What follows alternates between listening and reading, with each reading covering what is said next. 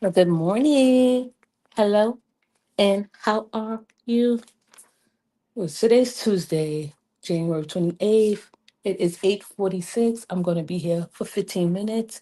Now, I came live because on my iPhone and when I go on live stream, for some reason, I can't see the comments and I can't see the number of people that's in the live. So what I'm going to do is just talk off top and address my audience. I hope everyone is having a great day, great morning, a productive start to your day. However you listen to this show, whether you're cooking, cleaning, driving, at work, or in the bushes, or listening as a podcast or the replay game, welcome. So I wanted to go live to rewire my brain for 15 minutes. I think it helps me become a better public speaker and improve where I need to be improved. And I just need my audience to just ride along with me and listen along. Just sit back and listen. When I have the opportunity, when I log off, I'll see how many people came to the live and I'll just take it from there. But if you are in here, thank you for coming by. Welcome to the show, Bronx Girl. uh, Let me see. Yeah, welcome to the show. Sit back and listen and just enjoy. So I can't see the comments and I definitely can't see the number of people that's in here. So I'm just going to talk off top. And it's been 1 minute and 39 seconds and I haven't seen or it hasn't shown me. I don't know why it's doing that, but um, I'll try to get it fixed when I can. But yeah, welcome. Hi, everyone. Yesterday I went live and I was talking about Naziah Harris. And I just was like, ever since I've been talking about her and just looking over, going over videos, watching court cases, listening to the family speak, it's like really sad.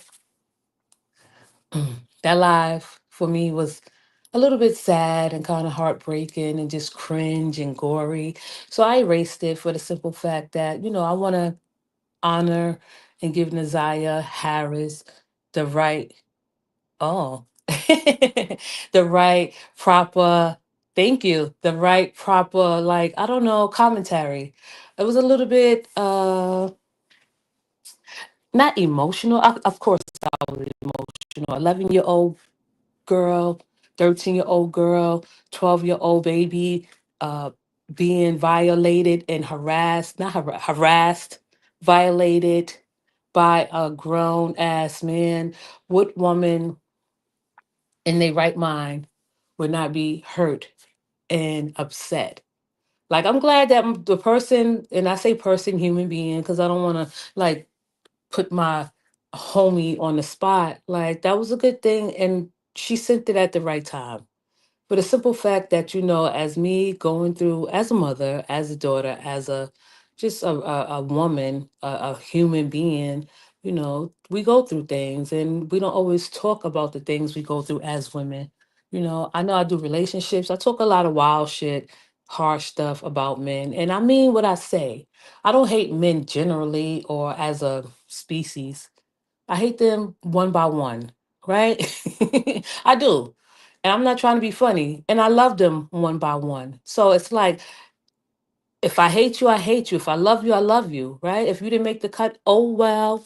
So when my friend sent me that article, because I heard about Naziah, a baby who was tortured, harassed, violated in the most insane way, right? And when I was like, I don't know, because I see a lot of young, and I should be a little bit more sensitive towards, the needs of young girls. That's pictures is plastered across YouTube.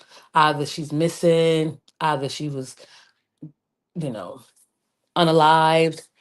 So when my friend sent me the article about Naziah Harris on Sunday, I was tuning in, checking things out. Right. And I even watched the court proceedings about, I think I started off with the creep Jarvis Butts.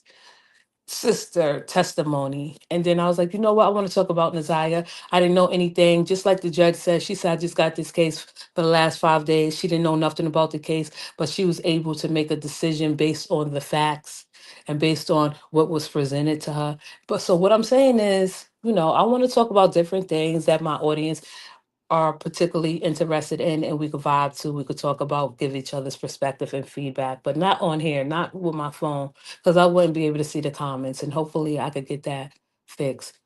And I was just saying, like, I want to honor Naziah in a different way, in a way where people could just see the different um insight, I mean the different points of view. And a lot of people that's doing commentary on Naziah, I don't know, they make it so gritty. They make it so uh more I don't know how to explain it, but I'll give you an example. So I was watching this content creator. She was talking about baby Naziah, little Naziah, uh who was who was missing, but suspected to be unalive.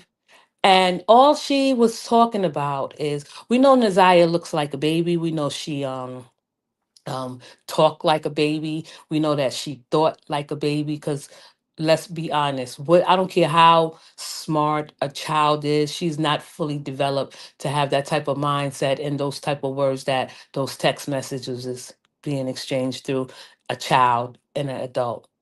Be for real. So getting back to my point, so I heard the content creator, because I've been watching different content creators, and I want to see how they bring and keep Naziah name alive and um, honor her in a way where she will be proud of people honoring her. So one content creator was like, "Oh, Naziah aunts was jealous of her. She didn't want uh the creep around when the creep came around, and Naziah, I guess the aunt that he was dating or whatever, she was jealous of her. They both were jealous of her. Like, how people, I don't know, formed it in their mind that Naziah was a grown ass woman when she was a child, trying to say, meaning to say, oh well, look, they was just jealous of her because she was cute and she was pretty, as if this child, this baby, this young lady, this young a baby. I'm not going to even go no further.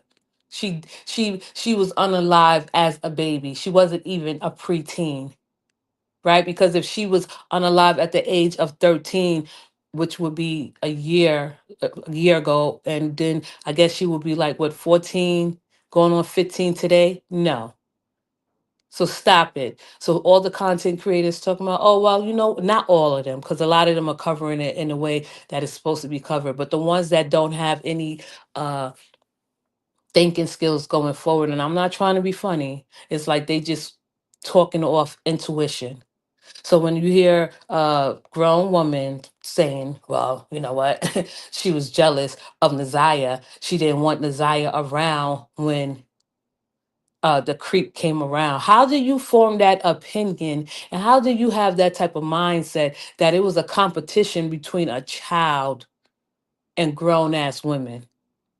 Right. And another thing I was kind of like blown away, upset behind, is that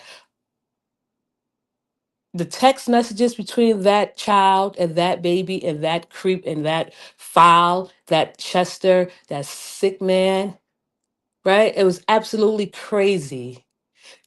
I saw people talking about, well, I'm a certain age and I never even spoke like that. Where do 11-year-old, 12-year-old learn how to speak like that? From the man that she's talking to. Another thing I heard that I was like kind of disgusted with and didn't understand was how people were saying that she was in love with a creep, like she knew what love was because she didn't get love. So how does she know what love is? She didn't know what love. I don't care. Like a baby could feel like at the time of birth, when you give birth to a baby, right? The baby feels that. They know that they're alive. They feel the love, the warmth, the radiance. If you leave a baby, you don't show a baby love, no attention, no affection. You know, I read this and I like to read now so I can like share with my audience and they'll tell me if I'm right or wrong or they can look it up for themselves. If if a newborn baby is born and you neglect the newborn baby for some time, don't touch it, don't pick it up, don't hug it, don't kiss it, don't talk to it. A baby, I mean, I say it, the baby. The baby will not make it. The baby will be unalive.